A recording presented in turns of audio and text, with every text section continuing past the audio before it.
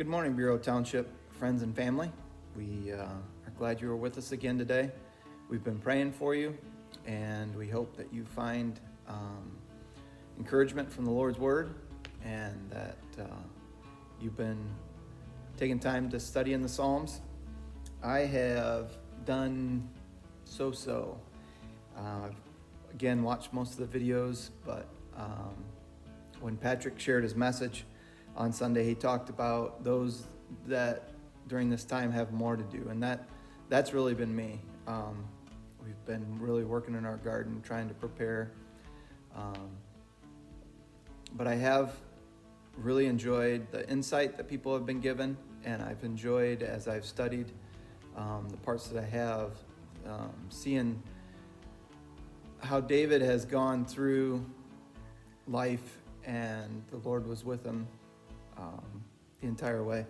So the Psalms for today,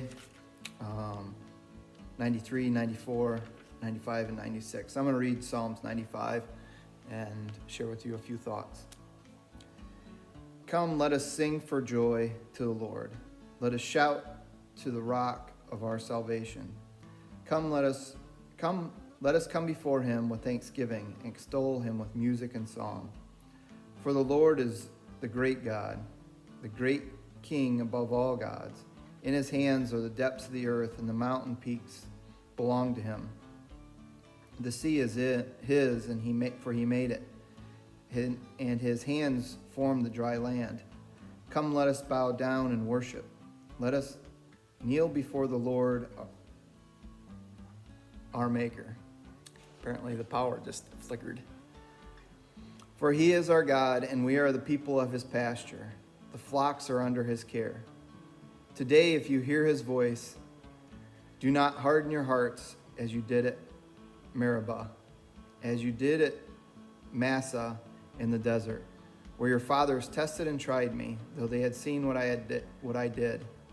For 40 years I was angry with that generation. I said, they are a people whose hearts go astray, and they have not known my ways. So I declared on oath in my anger, they shall never enter my rest.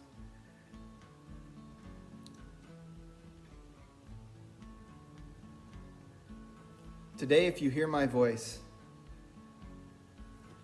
that's the part I want to focus on.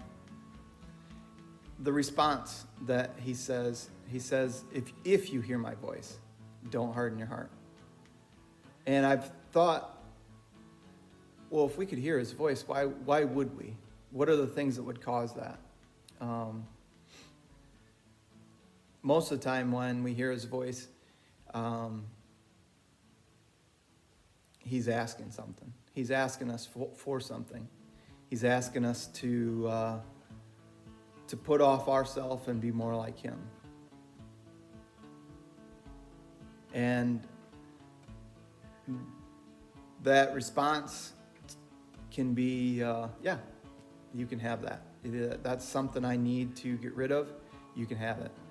And then there's a time when it's my precious. You're asking for my precious, and I won't give it to you.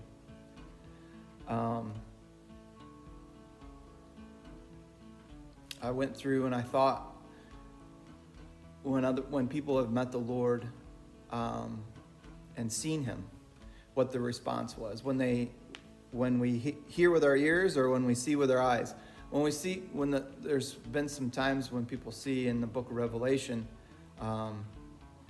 John, who's been closest to the Lord, to the Christ, he sees the Lord, and when he sees him, he says, I fell before him as dead. That was his response. Moses, when he would go to the mountain, he would be in the presence. It never really said he saw the Lord, but he would be in his presence. And he said his face would shine when he came down, when he was in the presence of the Lord. After he got done, when he was with the people, his face would shine. And Elijah, he says, hide in the crevice, and when I pass by, you can come out and you'll see me on the backside. I might be mixing up stories. But at first there was an earthquake, and then there was fire, and then there was a still small voice. And he came out because he heard him in the still small voice. And it's today, if you hear my voice, many times when the Lord speaks to us, that's what we hear is that still small voice. And it doesn't invoke the response that our eyes give. When the few have seen, it's almost absolute terror. It's just that amazing. But his voice is that still small voice. It's many times it sounds like our voice, but we recognize that it's not our voice, because those are things that I wouldn't come up with. When you hear my voice, don't harden your heart. So I was thinking about kind of about that as well. And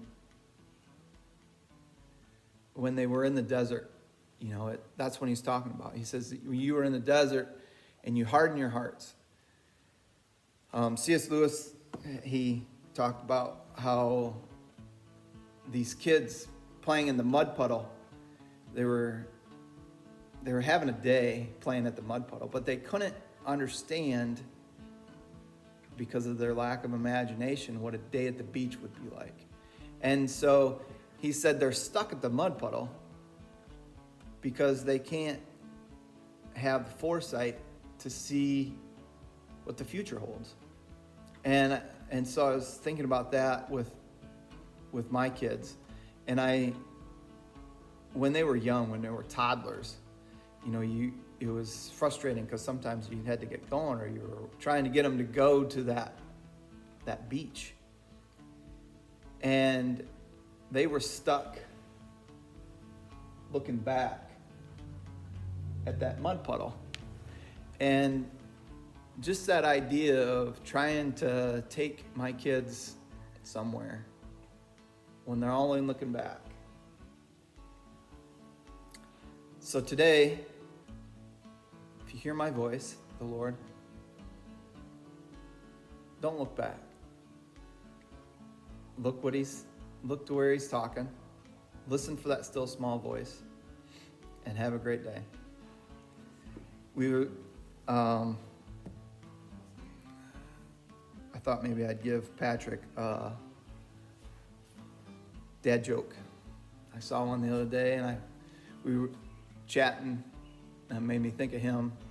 But I was chatting with him the other day, talking about laughter, and this is the time when we need it.